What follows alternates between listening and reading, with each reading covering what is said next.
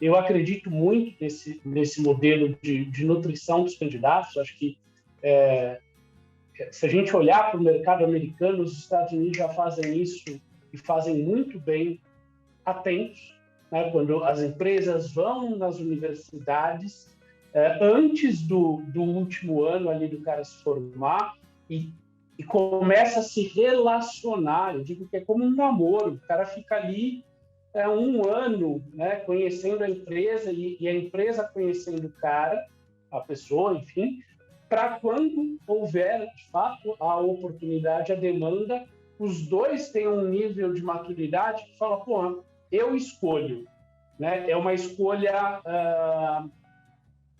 dos dois lados, né? É claro que, enfim, no Brasil, a gente, de forma geral, tem diferenças sociais gritantes, muitas vezes pessoas não têm, de fato, oportunidade de olhar para o mercado de trabalho como uma oportunidade, como construção de uma carreira, e sim como um trabalho, como meio de garantir a sua subsistência, né? Essa discussão de propósito, às vezes ela é meio deslocada em algumas realidades, mas eu acredito muito nesse modelo de nutrição. Acho que empresa e candidatos ganhariam muito nisso.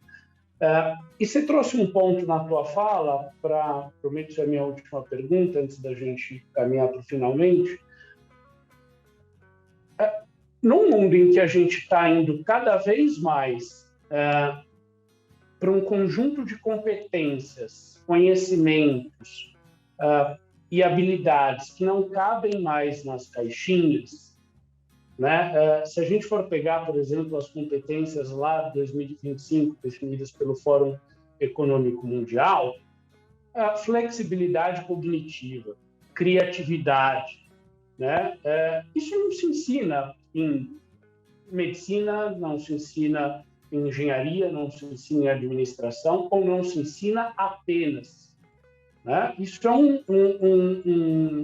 uma competência que a gente aprende, desenvolve em N áreas, né? Com vários saberes. Ela não está relacionada a um conhecimento específico, né?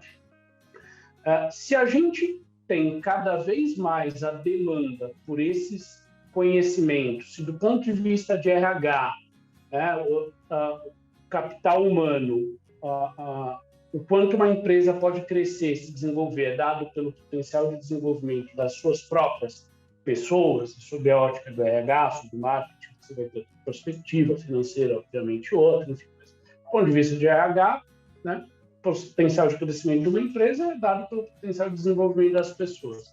Isso não está atrelado às caixinhas, às formações que a gente tem até hoje. Mas a gente ainda vê no processo seletivo essa lógica do currículo, que é uma lógica que privilegia a formação e a experiência, e organiza isso, né, em função dessa experiência e dessa formação.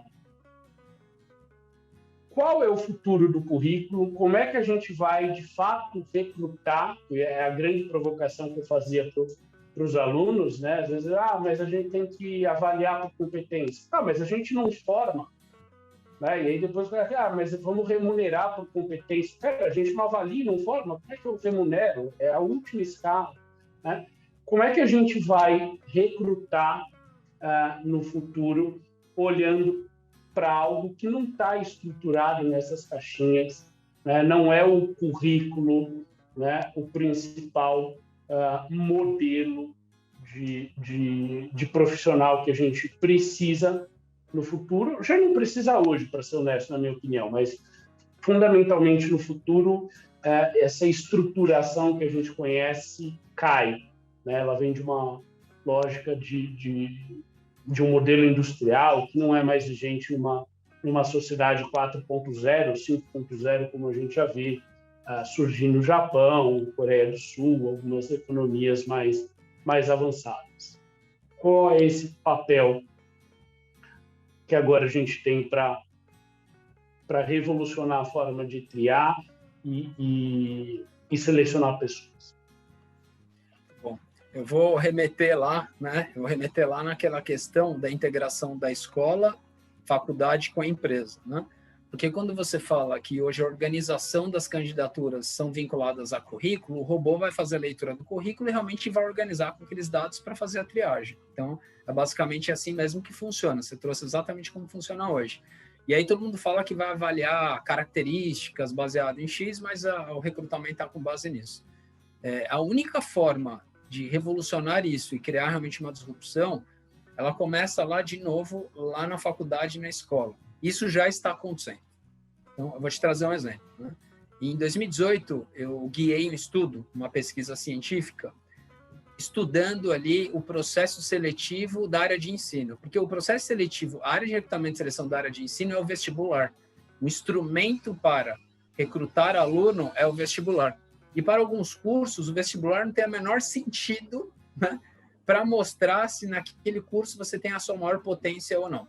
Então, o que já está acontecendo hoje, desde 2018, algumas instituições de ensino, além do vestibular, tem uma segunda camada de fit cultural. Olha que impressionante. Isso na área de ensino, hein? E aí, lá na área de ensino, usando um fit cultural, que é um algoritmo mesmo, um estudo científico por trás, estudando características de sucesso de cada comportamento de cada curso, quais são as características daquele curso, com uma tipologia ali, não para reprovar o candidato, não para reprovar, mas para ter um guia para o professor desenvolver aquelas habilidades, aquelas características. Então, vamos dar um exemplo, adaptabilidade e pensamento crítico. Vamos falar esses dois itens. Vamos falar que a gente descobriu que na enfermagem esses dois itens são muito importantes na área da saúde. E o aluno, quando escolhe, ele passa no vestibular, na segunda camada ele passa nesse processo fit cultural. Na hora que ele passa nesse processo de recrutamento, descobre que ele tem uma aderência fit de 73%, por exemplo, com o curso de enfermagem. E isso mostra que ele tem uma potência, mas as duas características que ele menos tem desenvolvida cognitiva, de características exatamente de pensamento crítico e adaptabilidade.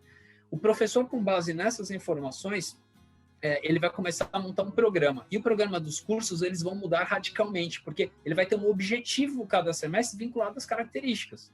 Então, por exemplo, a adaptabilidade vai ter na disciplina de psicologia, de prática, por exemplo, de enfermagem, ele vai ter vínculos de trabalhos correlacionados para retroalimentar aquela característica.